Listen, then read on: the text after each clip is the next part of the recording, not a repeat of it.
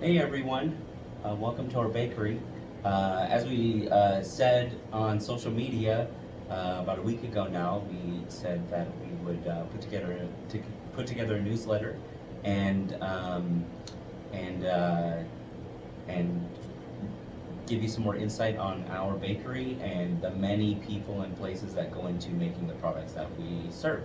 So um, here at Yellow Brick Bakery, it's all done by us. We make everything. My name is Skylar. It's my wife, Carrie. Carrie is the brains behind all of the recipes. These are all recipes that she's built upon as she's been a pastry chef for forever now, long time. Feels like it. Feels like it. Yeah, and there are recipes that we eat at home or that she served to people all over, and we're pleased to have them at our bakery. So um, at our our newsletter, typically what we'll do is we'll go to one of the farmers' farms or producers' place where they produce whether it's jalapenos or a preserve or a chutney or something that we use, and we'll sit down and ask them a couple questions, just informally like this, about how they got started and some things they like about what they do, what inspired them, some hurdles and obstacles, just so everyone can kind of get to know them, like we've gotten to know them. And then we'll show a short video of how they do part of their process to produce that item that we use as an ingredient to make our baked goods, and then we'll do a short video, it's kind of a snapshot of how it's made, what we do with that finished product of that ingredient, to put it in a hand pie or a pie or whatever it is. So for the first newsletter, we wanted to have you get to know us a little bit. It's been a crazy time, the last 6 months, right? Yep. It's been wild, and we really appreciate everyone and our customers. We've got to know a lot of people, and a lot of our neighbors come to the bakery since it's close to our home, and it's been a really fun and crazy experience all at the same time, right? So we haven't like reminisced. It's only been 6 months, but since that we started, since we signed the contract to have the retail space and start building it out, but so much has happened, and so we kind of thought of a couple questions to ask each other about that. So my questions to you, two questions to start. Number one, um, what has been what's been your favorite part about getting the retail space bakery up and running so far? My favorite, I think my favorite thing was kind of the process and setting it all up. Doing it together, it was kind of fun to collaborate on. I've always kind of dreamed about how my space would look someday. Um, and then Skylar was in a different career, and so kind of just merging our ideas together, and creating what you guys see today. That's awesome. I think that might be I was also thinking about, I wonder what has been the hardest part for Carrie, and probably the hardest part has been me leaving a career and like trying to like do this as a partnership, but you know a lot more than I do, and I jump in like, yeah, this is awesome, and I'm gonna do a whole lot, and you're like, well, okay, yeah, you can, but like this is how we do Yeah, that's true. it. We're both very stubborn, That's true. so, but it's been fun, and it's nice. We work really well with like bouncing ideas off of each other, and especially with like the creative minds of like what products we're gonna do, taking requests from customers and everything. So we're really good about doing that, and it's been fun to do that more and more. Yeah, yeah, I agree. Oh, Casey, there's an off switch on the fridge. Just on the back, it's a green light. Um, uh, yeah, I think, oh, my second question, uh, from the time that you, started in baking, you were, I don't know if you know this, but Carrie was a pie baker when she was a teenager. My first baking job was at Pie Lady Coffee House in Lenexa, Kansas. So I know some of our longtime Lenexa residents are familiar with Marsha Prentice and her Pie Lady Coffee House. I was one of the bakers there, and got all of the knowledge passed down to me from Marsha and Judy, and so I was doing that since I was 16. So. Yeah, and my question I wanted to ask is, what is your biggest takeaway from each of the places that you've worked at? I know really well the places you've worked at, because a lot of them has been while we've been married, but I don't really know what your biggest takeaway is, or like, if you think of like a moment or an experience at each place where you're like, that helped shape my career or me as a pastry chef. Like a that's a big question, but like Ooh. oh yeah, I remember You didn't that. tell me what we were gonna I remember ask. that, like I was thinking like at Pie Lady, staying up all night before Thanksgiving and cranking out tons of pies. Like definitely prepped for, you know, there's always been lots of long hours your whole career, but especially here, and you know, I know at Sundance you created a lot of different stuff. It's, you know, and well, everywhere you have, but or maybe there's a couple highlights.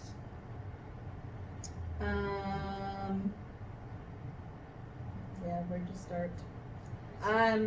Yeah, for for Pie Lady, I feel like they're just gaining the passion for specifically baking, and all of the like smaller details that go on behind the scenes, and kind of solidifying, like knowing what I wanted to kind of do, and getting a sense of what it would be like to have a small establishment and a small business. And then, let's see, in Utah, I did catering for Corner Bakery, and I realized that was something, my biggest takeaway from that was like catering experience, but I did not specifically enjoy it. There was one day that I was, so we had one car. I also drove, so. Yeah, we had one car then, and it was Carrie's family's car that her parents let her have. It was a van, and that was our one car when we were first married. And so I just drove her and dropped off at work, and then like right when I got home, I was about to get in the shower to get ready. I was a teller for a bank, and I got a call from Carrie, and she said, "Hey, I need you to come pick me up." And I said, "Yeah, why?" And she said, "Because I just quit." And she just walked out, and she literally walked. I told them that I was quitting. Yeah, but you walked out and walked down the street, and and like, and not you a just proud left. moment, but So that's, lots of other stuff going on yeah. for that. But Yeah, but it wasn't a good fit for you, and you're like, this It is was not not a what I good like, fit. and so I'm out. no. So I moved on to like one of my favorite things, and what we do a lot of here at the bakery currently is a passion for European style pastries. I did a lot of the classes for European style pastries and laminated doughs, and in college, and I really liked it. But then I started working for a French bakery in Salt Lake, and it was called Pierre's French Country Bakery. And the owner was half French, half Greek. And so I really took away a lot of knowledge from there, and a lot of the recipes that I have expanded on originated from there. And I've taken from several different places I've worked. So really, that was probably the biggest takeaway from there. And it was my first like full-on management job. I worked went in as a sous chef, and then moved up to their executive pastry chef position. Kind of felt like I wanted a different change, so I moved to Sundance Resorts in the Provo Canyon in Utah. Was their sous pastry chef, and got to work with a lot of high profile clients, got to do more like plated desserts, restaurant style desserts, and work in like a actual like regimented like kitchen atmosphere. And I really enjoyed that. I love structure. I love like, I don't know, maybe the harshness of Yeah. chefs telling you exactly what they think and what they want and expect. So I really. But you kind of broke the mold there a little bit too, where there were some things where you just knew, okay, this is going to do well. I really like this. People are going to love this whether they're done skiing or they're at the really fancy restaurant there or whatever, and you just decided to do it without asking questions or if you could or not. You just did it. And I always really admired that, because you just decided you were going to do it and you did it, and you got flack from people that were above you, and but you did it anyways, and then they loved it, and then they really respected you for that, and I think they should. Yeah, and Carrie's really modest, but she said high profile clients. So Sundance Film Festival, so she did a lot of stuff for that, so celebrity dinners and desserts and events. You did a lot of stuff for that, which is really cool. Yep. Really cool. And then my career took us both to San Francisco, and so I've been in banking my whole career, and which was great. And then You wouldn't think it looking at him. I know. No. I know.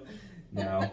And then yeah, that's true. That's true. And but French has told us that baking is just dropping the N from banking, so it's like the same thing. Oh my Yeah, right. So so we moved to San Francisco, and then you were the pastry chef at By-Rite Creamery, which was a huge thing. So they had a really nice creamery. You developed a lot of flavors for that. They had a catering company. They had 2 really high-end specialty markets, and then they had a charity kitchen too. Right? Yep. And so you developed all the recipes, menu flips for that. Yep, did a lot of recipe testing and product development. I think the biggest takeaway I got from there was just working with a wide group of individuals and managing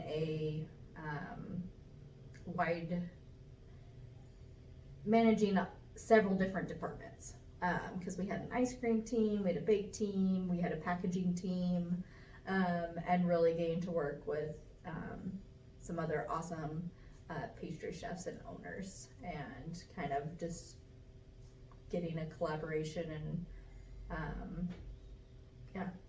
Yeah, and there's a lot that goes into that too, because if something's gonna work, it's gotta look nice on the shelf at the creamery, so people can buy and eat it right there. It's also got to fit in packaging and have a shelf life at a market. It's got to transport well for the catering company, and then there's a few teams to coordinate that through.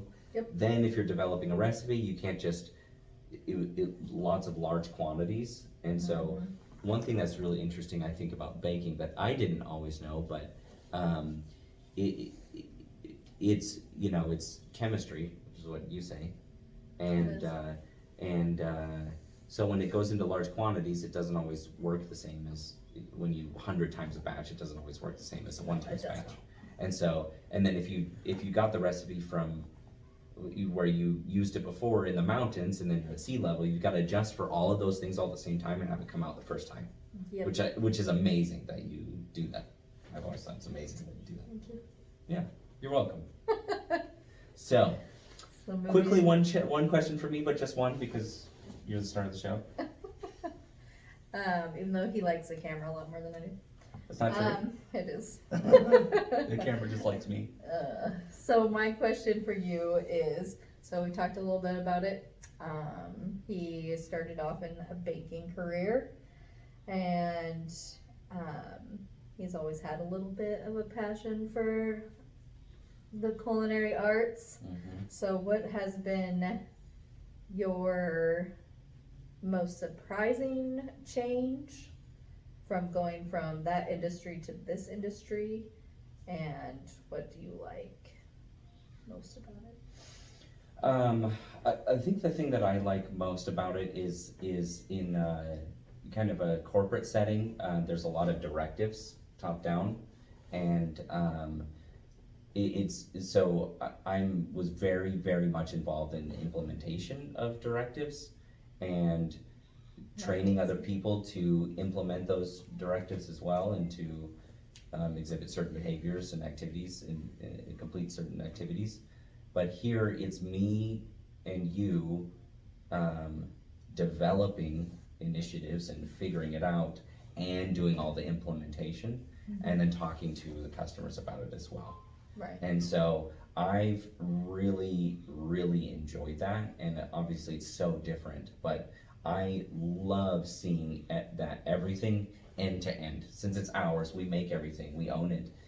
Everything, the fun parts of making a new product and trying it, and the boring parts of doing the accounting and that kind of stuff. But it's really been awesome to own the whole process, start to finish. And it is nice too that it's just you and I, because we own the whole thing and process end to end, and so I think the successes, or when people say, oh, I love this because it's like my grandma made it or whatever, are that much more rewarding because it was just us.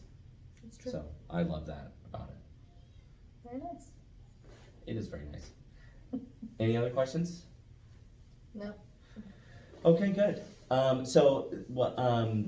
We wanted to take you through a little bit of the process to make our hand pies. We're really well known for that, so I want to show you a couple places in our kitchen where we make the dough for that, and roll it out and fill it and bake it, and show you a little bit of a finished product for that,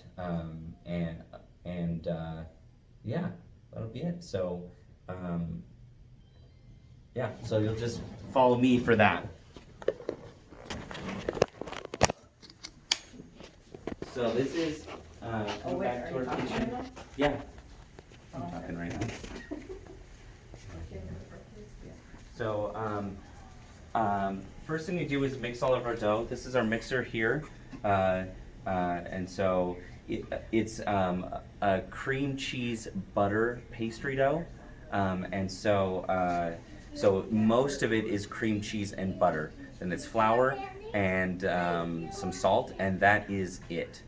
So it's a really simple dough, but it's really flavorful because it's mostly just butter and cream cheese. So we mix it, and then if you come over here,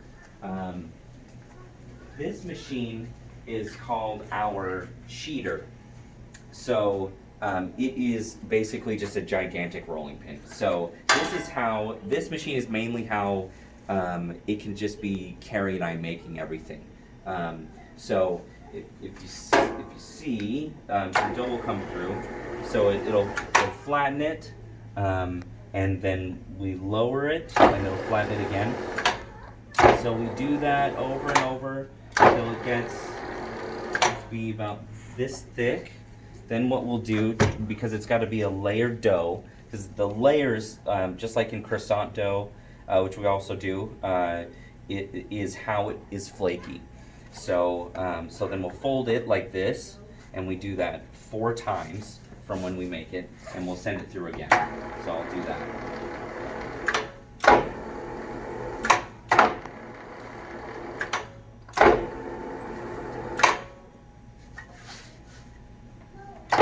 So yeah, so it takes us a few hours at least to make the dough, because once we make it, it's got to chill, and it's got to chill so that way it doesn't. If it's too warm, then all the layers will kind of meld together. And if you see here where it's folded over, you can still see the last layer here, and that's good. So when it bakes, it keeps its layers. So then we cut it, and so we do, yeah. So then this is 1 hand pie. Okay. So if you follow me over to the table, I'll fill it. So then we use all the meat we use in all of our products are from local farms. So this is our ham steak. We get this ham steak bone in from Hedgewood Farms in Paola, which you'll see in our newsletter at some point. We'll go to their farm and interview them. It's an amazing ham steak. So it comes fully cooked to us. Like I said, we get it bone in, we cut it off the bone, it goes straight into hand pies. So first we'll put some cheese out, then the ham steak, then some more cheese. And because the ham steak is so good, we don't put anything else in there. It's just cheese and ham steak. So then we'll pinch it a little bit to get it to stick together on itself, and then we'll use a fork to crimp it. Every hand pie we do is all done by hand like this, and Carrie and I do each of them by hand. Yeah, so it gets flattened, and then so we can tell them apart. Well, they need to be vented, so they've got to have holes poked in it, otherwise the ingredients inside will steam and they'll pop. So they've got to be vented so steam can come out. So we mark them with the H so we know it's a ham steak, and then it's ready to go. It's ready to go in the oven like that. So got a finished product. This is our chicken chutney hand pie. It's exactly the same, just some spices on the top and marked with a C. The chicken also comes from Hedgewood Farms. Their meats are amazing, and we love using their meat. They're great people, yeah, so we love that we're connected to our community. We love that we use local ingredients. We love that we make it by hand ourselves, and that it's us making everything. So if you have any questions, please reach out to us, thanks so much for watching the video, and we'll see you on our next newsletter.